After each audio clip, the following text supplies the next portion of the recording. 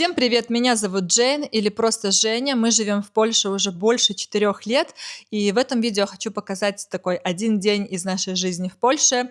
Активный день, можно сказать, день на турбо. В Польше проходит мероприятие ВОСП, благотворительное такое мероприятие, поэтому сегодня отправимся туда, покажу, как это все происходит.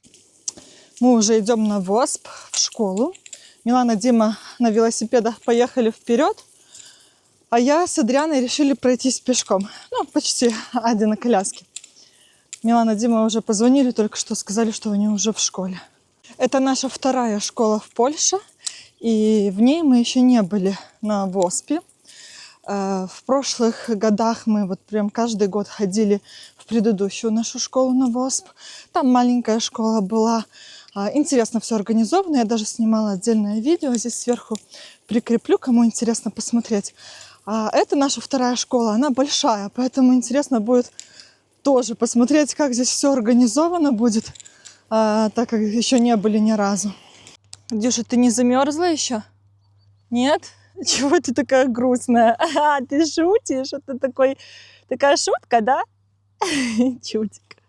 У нас сегодня воскресенье. Так, на улице холодно. Солнышка нет, к сожалению. Видите, небо затянутое. Позамерзало. Тут все трава, машины. Утром я видела, были прям замороженные тоже. Дети хотели на машине поехать. Я говорю, нет, чтобы проехать тут пару метров, я не буду размораживать машину полчаса.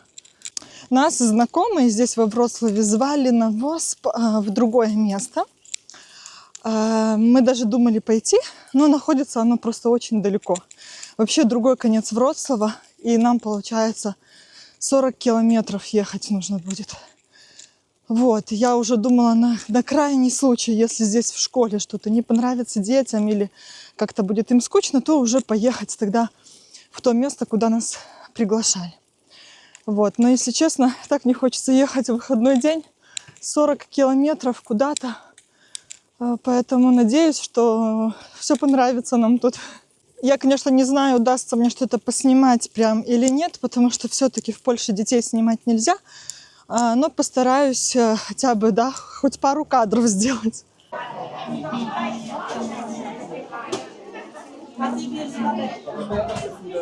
Шарики продаются. Ну, 10 злотых один шарик. Пойдем посмотрим дальше. О, цветы, даже картины. А в той школе не было картины цветов, да? 100 злотых картина. Ну, цены, конечно, небесные просто какие-то. Даже живые цветы можно купить. Классно. Вот такая штучка 20 злотых. Ручная работа. Игрушки. Классные игрушки, слушай, да? А там не было игрушек в той маленькой школе. Там чисто сладкий стол просто. Сердечко. Да, вот тут всякие косметика для детей. Класс. Что это за масштаб такой? Посмотрите. Куча людей. Дискотека. Тут надувные батуты. Конечно, масштаб здесь такой большой. И музыка, дискотека. А вот здесь вот эти всякие лазалки, они бесплатные. Вот Дима занял очередь, хочет пойти на вот эту стену. Вот эта стена. Ее, кстати, не было. Ее специально поставили для этого мероприятия. Посмотрите, здесь дети прыгают. Прикольно вообще, конечно. Ползут мои.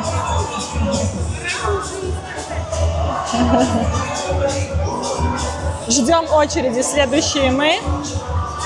Вот будет аж на самый-самый верх есть. Все, Дима залазит. Давай, Димон. Молодец. Давай до самого верха. Молодец.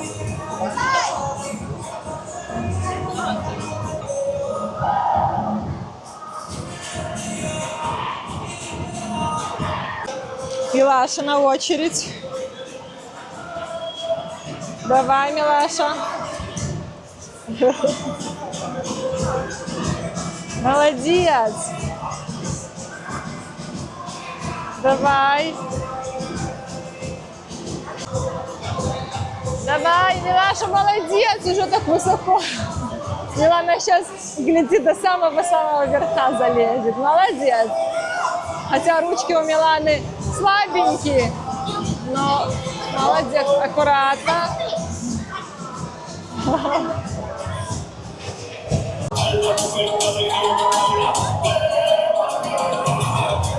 Один мероприятия большие не любит. Смотрите, танцует все, класс. Lo que sea contigo, aunque tú me veas solo como amigo, yeah. No solo quiero pa' eso, yeah. No solamente pa' el sexo, yeah. Lo que sea contigo, aunque tú me veas solo como amigo, yeah. Estoy loco de tus besos. Короче, уговорили Адриану сделать косичку, а то она никуда не хочет, ни на батуты, никуда. Ади, ты такая красивая! Обалдеть просто! Ади, нет. Красотка. Папа через неделю приедет, не узнает. Тебе нравится твоя косичка? Покажи, не распутывай, не делай так. Вот такую косичку заплели красивую. Красивая! Попкорн делается. Короче, детям 3 попкорна 5 злотых. Один попкорн стоит. И один сок 2 злотых взяла. С чем сок? С яблоком С яблоком. Все, мои кушают попкорн, сок пьют. И пойдем домой уже. Зайдем только в магазин. Очень интересно, что сегодня воскресенье. Сегодня не гондлёвое воскресенье, не рабочее. И все закрыто. Тут вот Росман, магазин закрыт. А Пола Маркет, продуктовый магазин, открыт, работает. Я так удивилась. Прям очень интересно. Например, бедронка работает или нет. Но уже не буду сегодня ехать проверять. Думаю, ну и хорошо, у нас как раз дома молоко закончилось. Так что идем покупать. Здесь кусок дороги такой точно предназначен не для нашей коляски. Я не понимаю, зачем делать такую дорогу. Просто посмотрите. Эти из таких кусков, прямо как ямки получаются на земле. И у нас у коляски маленькие колеса, и вот так вот мы едем и трясемся. Зачем, если можно было вот так вот ровной плиткой все уложить? Ну да ладно. Видите, закрыто все. Росман закрыт. А вот сейчас тут продуктовый магазин Пола будет открыт. Вот, видите, открыт. Дети велики уже Милана, Дима свои оставили. Удивительно, не понимаю, почему открыто. Может, мне в комментариях, кто знает, напишет. Такое бывает, что в воскресенье не гондлёвые, а какие-то магазины все равно открыты. Дети булочки себе выбирают. Я им сказала, давайте я вам проще в магазине тогда куплю булочку. Какую вы выбрали? Ты, Дима, не сладкую себе взял? Покажи. А чего? Как это? Подождите. Точно, дайте я этот день запомню. Вы не хотите сладкие булочки? А я хочу сладкую булку. Я в шоке просто. Ну, хоть один ребенок сладкую булочку хочет. Да, Адриане возьми такую. Все, нам надо еще взять молоко. Все, уже идем точно домой. Я вот завтра понедельник, дети идут в школу.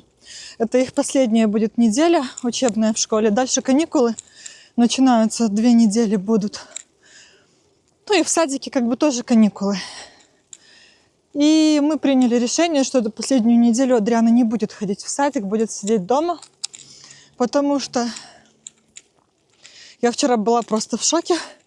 В родительской группе написали, что у Адрианы в группе только 6 человек, включая Адриану. Вот в пятницу было 6 человек, а их там вообще примерно около 20-25. То есть практически все дети болеют. У кого-то грипп А, у кого-то скарлатина, по-моему, как-то так называется. болезнь, о которой я, если честно, раньше даже не слышала как-то и не сталкивалась. В общем, опасно, опасно.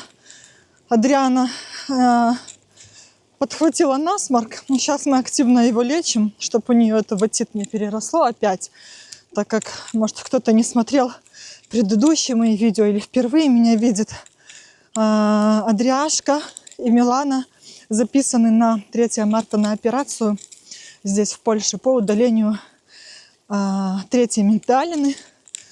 И Адриане нужно удалять, потому что она часто болеет отитом, который вот чуть насморк, все, сразу отит подхватывает. Поэтому я ее прям бережу в плане насморка. И очень не переживаю, чтобы она не заразилась ни гриппом, ни отитом, не заболела, чтобы ничего такого не было. Потому что нам болеть нельзя. У нас как обычно, если кто-то болеет, то все потом по очереди начинают болеть. Как бы там не стараться, я не знаю, там витамины пить или как-то ограждать себя от больного человека, но все равно мы живем все вместе, и все равно мы по очереди все болеем. А нам болеть нельзя. У Адрианы как раз в садике в понедельник карнавал должен был быть. Просто тут, видите, в Польше события за событиями.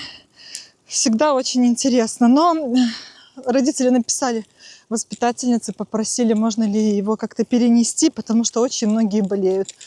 Поэтому очень хорошо, что воспитательница согласилась, и карнавала не будет. Его просто перенесут на неопределенный срок, пока детки не вылечатся и не придут в садик. Ну и здорово. И здорово. Мы и карнавал не пропустим, и не заразимся. Так что недельку будет сидеть Адриана со мной. А там уже Влад приедет, будут каникулы, и еще 2 недели будет сидеть дома.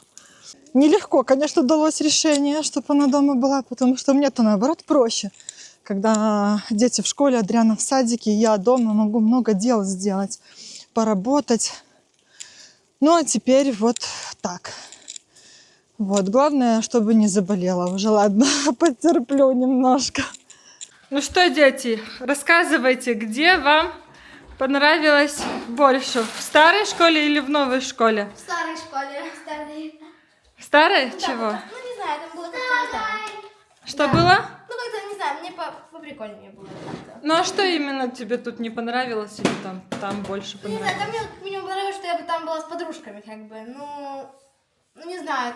Тут мне еще голова что-то болела реально очень сильно. Потому что секунду песни идут. ну, они были очень равные. Дима, а тебе что? Милана еще говорит, что ей показалось, что в этот раз как будто для деток было, да, маленьких? Да, мне понравилось, что там почти для малышей, ну такое. А мне понравилось. Весело. Тут батуты. Тебе тоже понравилось? Кричит чудик, мне тоже понравилось. Косичку, конечно, такую сделали тебе, да? Булочку ест. У тебя такая красивая косичка, просто обалдеть. Может, ты кашу свою доешь, которую ты утром не доела, а? Нет? Видите, у нас еще все новогоднее здесь. Елка уже завяла вся. Мы ждем просто Влада, чтобы он приехал, и мы это все разобрали. Уже хочется все это новогоднее убрать, чтобы немножко и место в квартире освободить. И, в общем, так уже готовиться к весне. А то новогоднее все, ощущение зимы, а хочется уже все-таки приближаться к весне. А я хотела, кстати, сказать, что я все же еще в поиске работы, я говорила в предыдущем видео, и я уже составила CV, это резюме, здесь на польском называется CV, и уже отправила в некоторые места. Все-таки, конечно, я в первую очередь ориентируюсь на то, чтобы это было близко к дому. Мне, например, нравится, здесь в центре Вроцлава есть предложение на работу в Starbucks. Я бы очень хотела, мне прям очень интересно. Я люблю кофе, тем более, да, делать разные кофейные напитки в Старбаксе. Очень классно, но это находится в центре Вроцлава, и мне добираться до дома, из дома на работу тоже будет очень долго, поэтому вычеркиваем Starbucks из списка, и очень жаль, конечно, я бы очень хотела попробовать. Поэтому ориентируемся в первую очередь на то, что вот рядом, какие предложения есть прям вот рядом с нами. Вот я отправила одно предложение в магазин Кик, и резюме отправила, и там прям номер телефона висел, я заехала прямо в этот Кик, номер телефона висел на дверях управляющей, и я написала прямо смс-ку еще, вот, но это было вчера, в субботу. Я думаю, что надеюсь очень, что мне ответят в понедельник в рабочий день. Посмотрим. Вот, отправила еще в кофейню, Этно, по-моему, Этно-кафе называется, тоже относительно недалеко от нас, отправила резюме. Вот, поэтому вот так. Здесь возле нас, прямо возле школы у детей есть цукерня, и там тоже требуется работник, но я туда заходила, так, знаете, на разведку, в общем, купила булочку, кофе. Мне не понравилось обслуживание в этой цукерне, мне кофе забыли дать. Ну, как бы я оплатила, мне поставили кофе в кофемашину, да, делать. Я сижу, жду. Во-первых, я сказала, что я буду на месте. Мне дали кофе не в кружке красивой, да, а в пластмассовом стакане.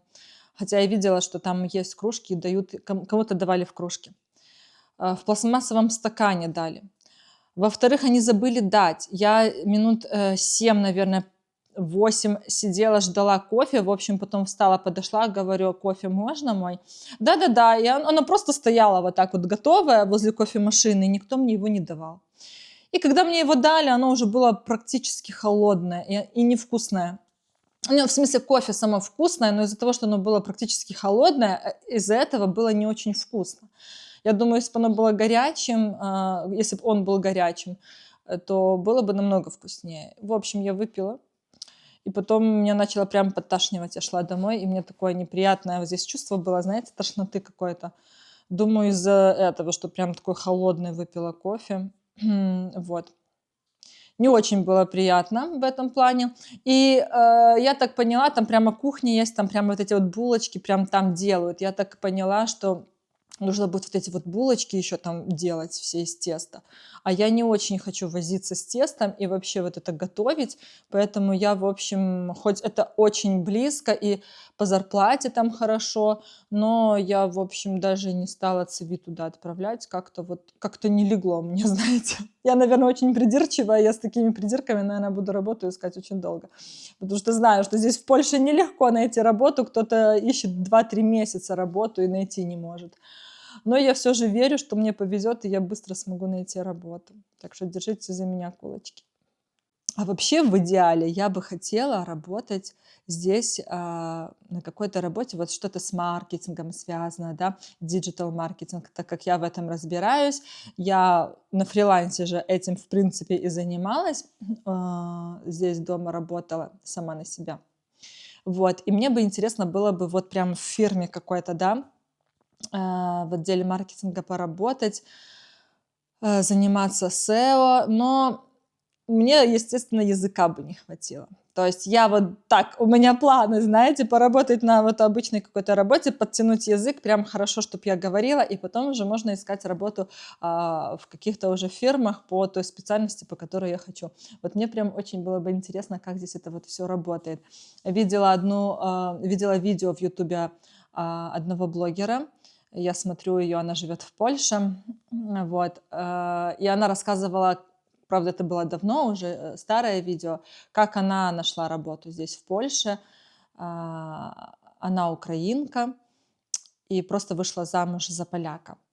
И она говорит, что у нее не было вообще даже права на работу по документам, и она просто сделала все равно CV и отправляла его. Ее позвали на собеседование в фирму. Вот она очень хотела тоже в отделе маркетинга работать, но она была помощницей директора, по-моему.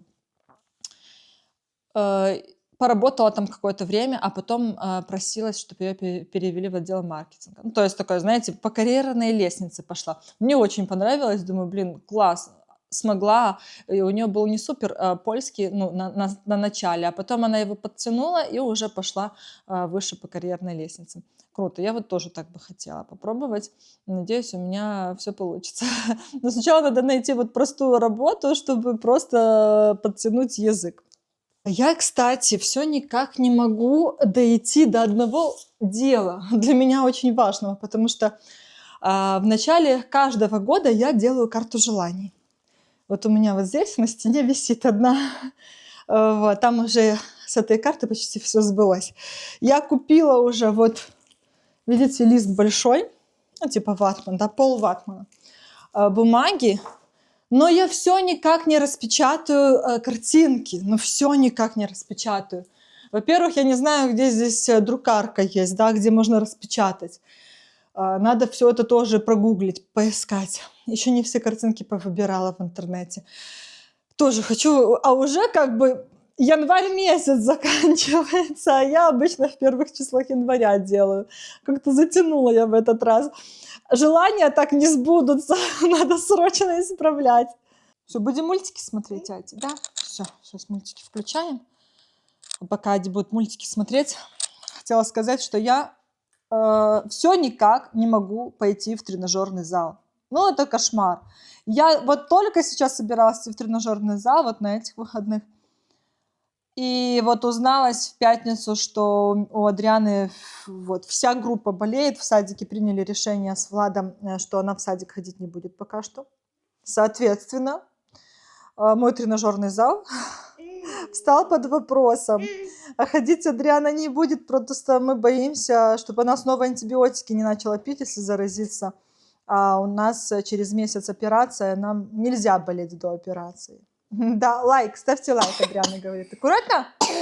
Все? Вот, поэтому под вопросом опять стала тренажерка, и вот все время так. Я не знаю, это что, может быть, это знак? Знак, что мне не надо заниматься спортом, ну, какой-то такой знак, если честно. Потому что я бы очень хотела. Как-никак уже скоро лето, да, на носу, ну, относительно скоро. И надо себя уже в форму приводить к лету. Поэтому вот на карту желаний буду клеить тренажерный зал, чтобы сбылось. Может, тогда начнет сбываться желание. Ади, Да. скажи, пожалуйста, тебе понравилось там в школе? Какой еще в школе? Ну, сейчас мы были там в школе, там мероприятие было. Понравилось тебе? Да. Покажи, какую у тебя косичку сделали. Вот, покажи. Длинная она? Ой, какая длинная. Аж до пояса, да? Ого, какая длинная. Красивая? Папе покажешь, когда папа приедет, да? Да. Адриана не хотела там ни на батутах прыгать, не захотела. Там, кстати, ничего бесплатного не было, кроме вот этих вот лазалок, да, по стене, скалолазания, вот, и все. Все остальное, именно то, что в плане еды, там не так, как вот в школе в предыдущей, в маленькой было. Здесь там каждая печенька стоит какую-то там цену. А в той же школе маленькой, в которой мы были, там не было такого. Там берешь, там, я не знаю, можно взять 2-3 печенья взять или там какую-то выпечку, да, и стоит коробка, копилка, куда можно бросать денежку на свое усмотрение, сколько кто сколько может. Вот. Плюс в той маленькой школе можно было сделать чай, кофе, кофе с молоком и свежевыжатый сок. Я помню, мы там пили свежевыжатый сок. Прям там на месте соковыжималкой делают. Также там делали... Очень круто. Да, также там делали в маленькой школе Очень вкусно. блинчики жарили прям на сковородке. Очень вкусно было, да. Очень вкусно. Да, здесь из горячего не были блинчики, но были вареники. Но, конечно же, тарелка вареников, там, может, 5, максимум 6 вареников на тарелке, 20 злотых стоит. Не знаю, мне кажется, дорого. Вот, ну, я, в принципе, догадывалась, что школа большая, здесь людей будет больше, поэтому здесь не будет так, как в той школе. Поэтому, но зато здесь... Плюс был в том, что вот батуты были всякие, вот типа дискотека, да, была, много чего другого, развлекательных мероприятий было. Это вот плюс тоже. Ну, в общем, мы будем с вами прощаться. Спасибо, что посмотрели видео до конца. Вот такой один день из нашей жизни в Польше. Такой активный турбодень. И так живут, в принципе, многие поляки. Поэтому до новых встреч всем. Ади, всем Пока-пока. пока-пока.